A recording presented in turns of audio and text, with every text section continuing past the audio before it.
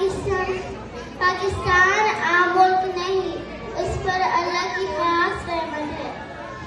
ये ऐसे नहीं बन गया।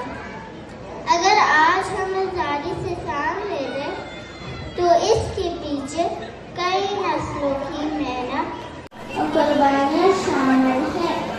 ये सासा है दलेरों का, शहीदों की अमानत है। मुझे अपने पाकिस्तानी होने पर फख्र है। मेरी पहचान, मेरी आन, मेरी इज्जत और मेरी शान है यही पाकिस्तान। मेरी सारी वफाएं और दुआएं अपने वतन के साथ है। मैं हमेशा अल्लाह से ये दुआ करती हूँ